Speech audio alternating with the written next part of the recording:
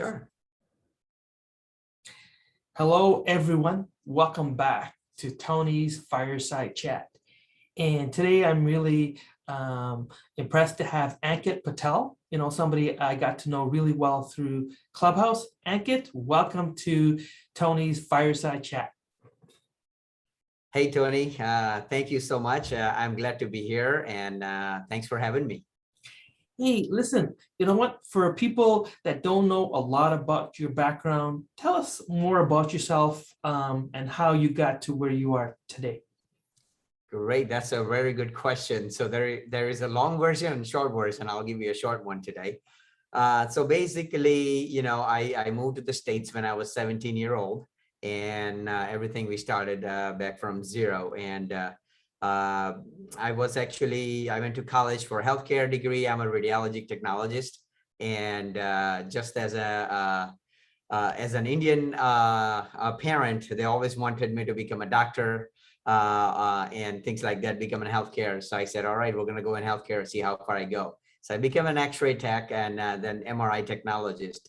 But ever since when I was little, my background and what my passion was is to create something beautiful that people love. And once I have done my medical field, I have started a journey of my own where I wanted to listen to my heart and do whatever I feel like doing. And I started so I decided that I wanted to become an e-commerce product launches and sell and make some side income.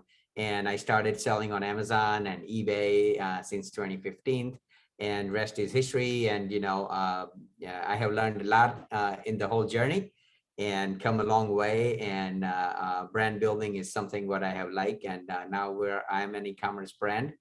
And it's a long way coming, like you change completely, that you're a medical professional. And now all the way now you're developing products and building your brands. And, there is over six-figure sellers, six-figure customers who actually own your products, love it every day, and they come back and buy it more. So it's definitely a great experience. And so that's where we are today. And there's a longer version of it, but it's a lot of details.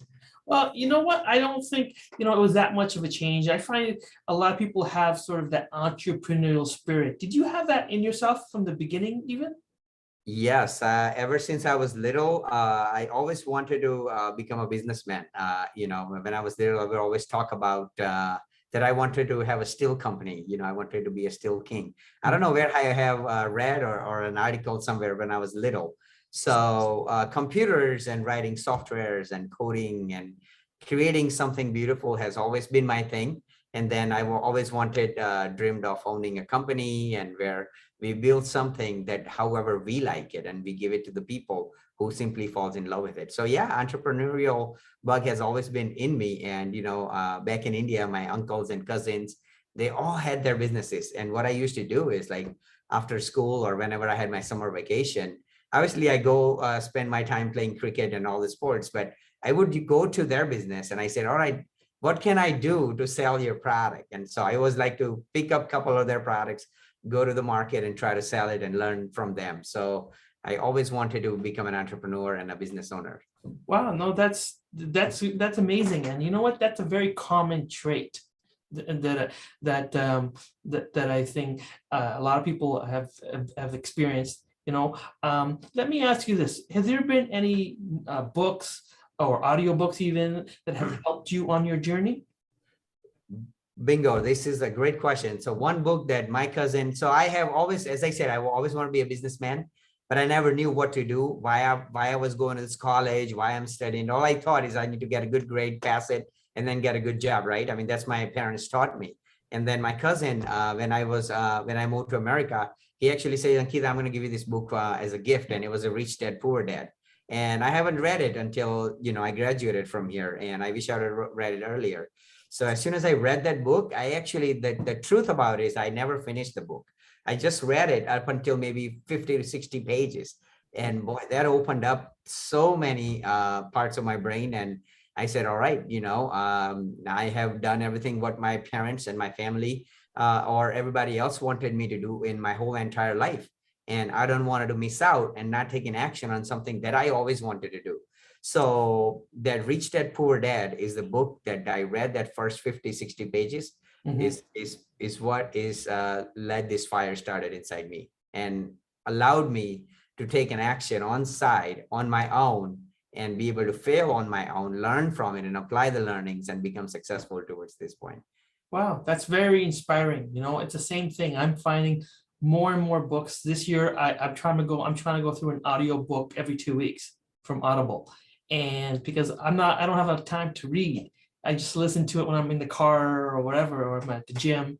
And it's just, you can pick up so much nuggets, like, and you're thinking, what the hell? How did I miss that? Exactly. And that is my thing. Like I have Audible myself. I have all these books that I love to read. Currently, I'm reading Negotiation Genius, and my goodness, this book is like, it's like book is something that we all is where we go for knowledge. Yeah. And this is something I have missed it all my childhood life. We had libraries, but I never used them. No one motivated me that, hey, if you wanted to do something, you could truly do it. Doesn't matter what it is. You want to become a chef? Hell, you could become a chef and you could read the books, get the motivation, experiment it, fail it, and come up with your own thing. And books really allows you to get someone else's 20, 30 years of experience Yeah. into a stack of small books, whether it's an audible format or reading format. So yes, books are great. And that is how I learn, rather than I'm like, we can't go to college or school anymore to become an entrepreneur. So the books is my college and school and way of getting knowledge and what to do next. Yeah. And one thing I do is, I not only get an audiobook, so I would also get a paperback also. So at night, one thing I'm starting lately is, before I used to watch Netflix on my phone when I go to sleep. Yeah. And man, that was really bad. That's a bad habit. So one thing I changed after I come back from Vegas, Prosper Show, is I would read a paperback book at night before going to sleep. So that allows me to learn and have my thoughts coming in throughout the night. And in the morning, when I go in a shower or drive towards the office, I would listen to the same audiobook again. So now 2 times it really allows you to explain and learn from it. That's a great tip. Thanks for those books as well. I'm going to check those out. And let me ask you this. Like, so now you were saying that it's been about 6 years, I guess you've been on Amazon. How did that come about? They just boom, this, how, work me through that, how that whole thing happened for you. Yeah. So 5 years ago, I went back to India, and actually my cousin who gave me that book, he actually has a cell phone accessory stores back in India. Mhm. And, that's when my daughter was born, and he told me that, Ankit, what is your plan? And that got me thinking. And I said, you know what? I should start selling something, physical products and start making money. And I see that he's selling a lot of cell phone accessories very successfully in India. And I said, the first thing I did is we went to the market, get all these cell phone accessories. Obviously, we make money in dollars, and when you go buy that in Indian rupees, it's not that much. So I bought some iPhone cases and iPad cases. And the first thing I did is just like almost anybody would, easiest way to do is put them on eBay. So I did my calculation. I get an iPad cases for $20. And at that time, they were selling for $70 or $80 on eBay. So I went to the forwarder in India after purchasing those. I figured out the $10 is going to be roughly eBay cost, so $30. I figured out that $20 to ship it, like 2-day DHL from India to America anywhere, is going to cost me $20. It was a lot of money in India, but so I come up with this, it's going to cost me total $50. After eBay fees and shipping in 2 days in DHL, I can totally nail it with $40 profit. So where can you make $20 purchase on iPad cases, sell it for $80 and make 200% profit? So that was my first venture. And hell, I did very well. I type up my own appreciation thank you letter and how I wanted to start my journey and all kind of things. And I would ship it together, and I figured out a way how to start this business. And I was very successful in the first month or so. But where I failed very miserably is everything that I purchased was in fact counterfeit. Apple doesn't manufacture their iPad cases in India. All of these goods have been imported to India from China. And those are all look-alike products. So when I purchased it, I said, is this original? And they said, yes, OG, OG. So I purchased it, I sold it. So that got my thing started. I did get a small success, Yeah. but eBay caught up, customer caught up to it, and my eBay account got shut down. And I am stuck with $2,000 worth of cell phone accessories in America and stuff. So I had to get rid of. So that was my first startup and a failure. What have you learned from failure? One thing I have learned is failure is subjective. It is really not a failure until you actually quit. So, for some reason I didn't quit. It was devastating that I failed. I was so upset at the person who told me that it's OG, but it was not. Right. So I learned my lesson, like, okay, next time you got to do your due diligence. Well, you can't quit now. So what I did is I pack up the whole thing in the boxes and went to the local flea market in the United States, Chicago. Yeah. And I went to the cell phone accessory stores and I said, hey guys, I'm getting rid of all of them.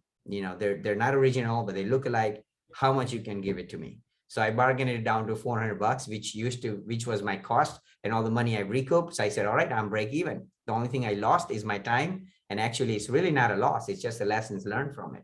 So now what's next? What can I do? So then I saw Amazon FBA was popping up on Google search and like, where should I sell besides eBay? So the lesson that I learned is if you fail, never quit. You keep going and keep trying until you actually succeed, because everybody fails. Hell, Elon Musk failed sending 2 rockets into space, blew up.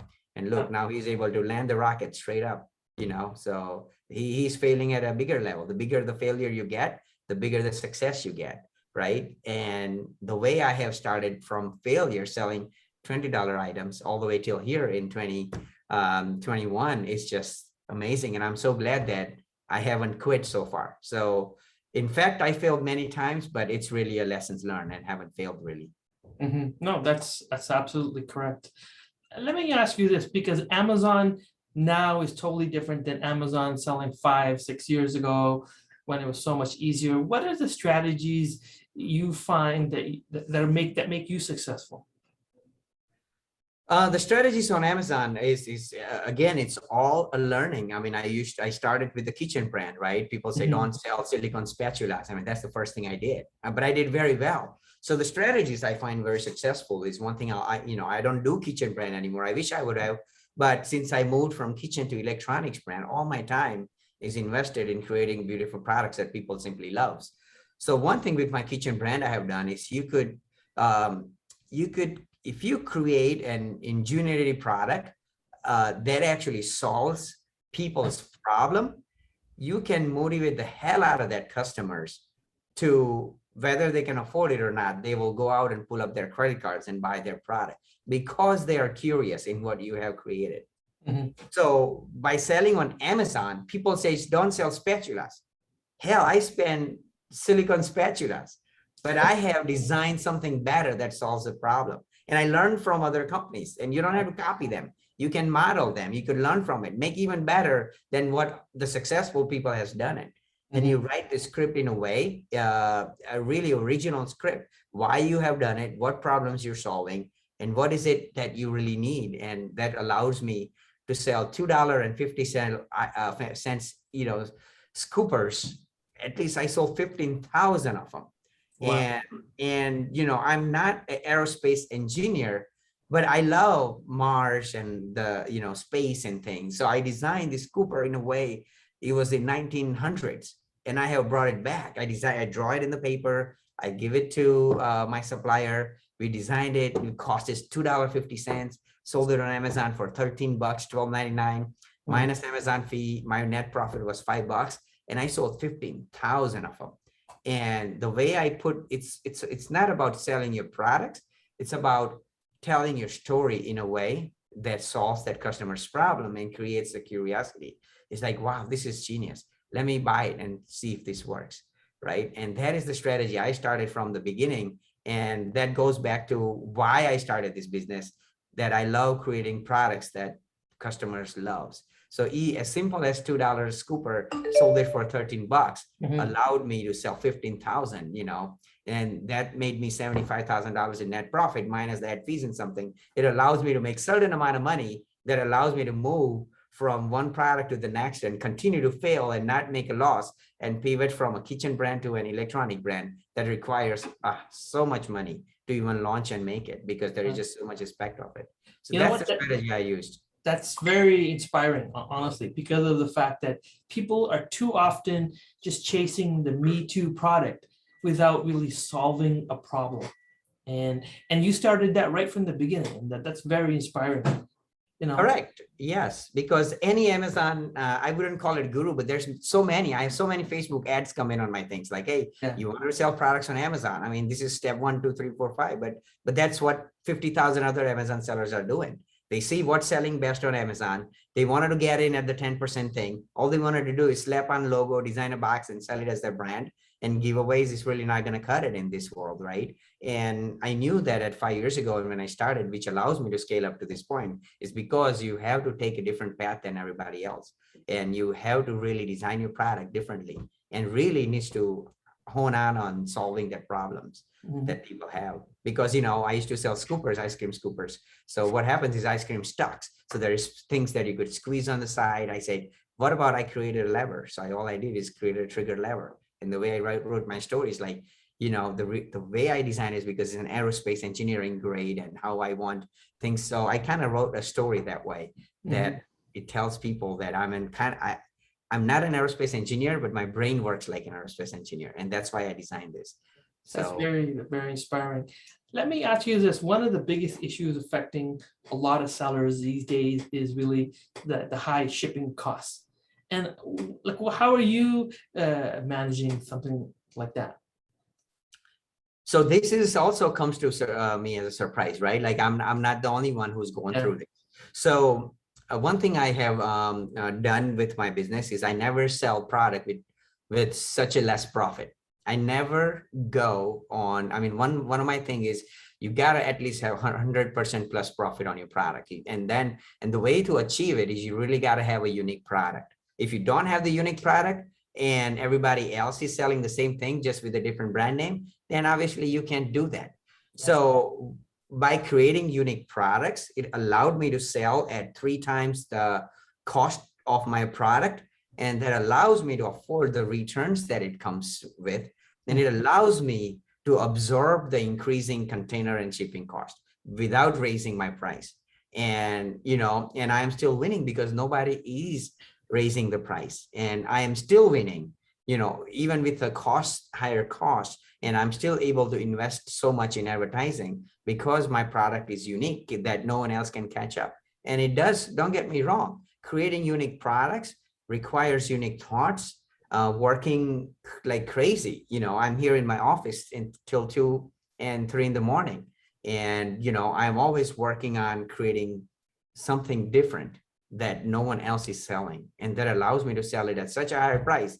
And there is people out there in America who makes a lot of money. And when they buy it, they wanted to buy the best product possible, and money is not a problem for them. So those are my audience. So by creating unique product, selling at a higher price allows me to be able to still afford this higher shipping cost and everything. Yeah. Let me ask you this. Do you feel if you started on Amazon today, you would still be as successful? If I have to start on Amazon today, without all these failures, I wouldn't be successful, because it does requires you to think differently. Because 5 years ago, things were easy. A lot of people, Amazon has grown at least 10 years in advance because of the COVID. So a lot of people are buying. You can be successful on Amazon if you take shortcuts, but that's not going to last long. I mean, everybody copied my product, but not necessarily they all become successful, right? So they copied my product photographies, they copy my design, and they try to undercut my thing, but they still cannot be successful. So in order to be successful on Amazon today, I mean, my personal advice is, you got to dream big. First you got to start somewhere small, but you got to have a short-term goal and a long-term goal. And you got to be able to not just quit your 9-to-5 job and able to create that at least 3 times your income. That was my goal. But you also need to have a long-term goal, like whether you want to exit and, make 10 or 12x your money, and people will pay that if you have created the right brand. right? So if you dream big, if you plan it correctly today, you can still become successful. But if you just go on slap on logo, creating slightly different colors or something, I think it'll be very hard, because then you have to do giveaways and ranking, and Amazon is very strictly nowadays, they're going to find out, that you can't do any of this stuff. And I have never done any of this stuff, even though my competitors have done it. And today they're all gone and I'm still here because I have always done it as a brand perspective. There are big brands like there's Apple, there's Samsung, there's LG, Acer, all of these brands, when Prime Day hit, man, I was higher than all these brands on Amazon. Wow. Selling higher than Samsung, it's something nice. Selling higher than even some of the Amazon Echo product is something to be proud about. So can you be successful on Amazon? Hell yeah. Anybody can be successful on Amazon with the right strategy in mind, and be ready to fail, because Amazon is not hard. Selling on Amazon is not complicated. People try to make it complicated. In my opinion, it's very easy, but you have to really come up with a unique plan, product, and unique way of launching strategies. And there is a lot of aspect to it that can follow through this thought. No, that's great information. Let me ask you this. We can't do it all. I can't do it all. You can't do it all. Where do you decide what to outsource and what to do yourself? And this is, yes. So this is the biggest challenge I face still nowadays. I have an office that can have 30 people working, but I'm the only one yet working with me and my wife in here. So, you have one thing that I have learned from my buddy when I was in the Vegas is, something that if you do repetitive more than 2 times, you got to delegate it. Okay. And you got to outsource it, and you really got to put in the time to teach and create an SOP for it, so you can really give that task off. And this is something I'm currently working on my own business right now, because I can't do it all. And, I'm spending time away from my family and kids, and I'm here till 2, 3, 4, and sometimes 5 in the morning, and it's just crazy. The full-time Amazon allows me to do and work whenever I want, but it's really not good for your health and mental. And, in business, you really want a business that runs automatically if you go on a vacation. So I'm starting small. I have a customer care team. So I have an SOPs and videos. So I have spent countless hours in creating how I want my customer care to be handled. Yeah. And every step is there written, every step is there in video. So if someone quits today in customer care, all I have to do is hire a new one, and then just give them all material and spend maybe 2 to 5 hours minimum, train him, show him around, make sure he knows and doing everything, and he's ready to go. So SOPs and creating videos and, literatures on step-by-step information is the way to go. I'm also working on creating SOPs for influencers. Then I'm also working on creating SOPs and the marketing plans, which I have done it all by myself, right? From product development to box designs to manuals and, everything. I mean, man, it's just too much work. Then launching and selling and returns and how to repack it and resell it. I mean, there's just the list is, countless, and it's going to drive you crazy, and it can hinder your growth, because you could be doing something else, maybe reaching out to the retailers where they could be selling your products, but you can't do that because now you are doing all these other things that can be easily offloaded to the people. So I think starting small and taking one, slowly but steady, one thing at a time is the key to success. And that is what I'm trying to apply in my own business, and hiring team and offload it. Wow, it's very inspiring. You know what? Reminds me of what Gary Vee once said. I don't know if you ever follow a little bit of Gary Vee, but he talked about he handles the macro and he has people doing the micro stuff. And that's the way to do it, Correct. Yes, exactly. And I am guilty myself with right hand to God. I try to do everything, which I really shouldn't be doing.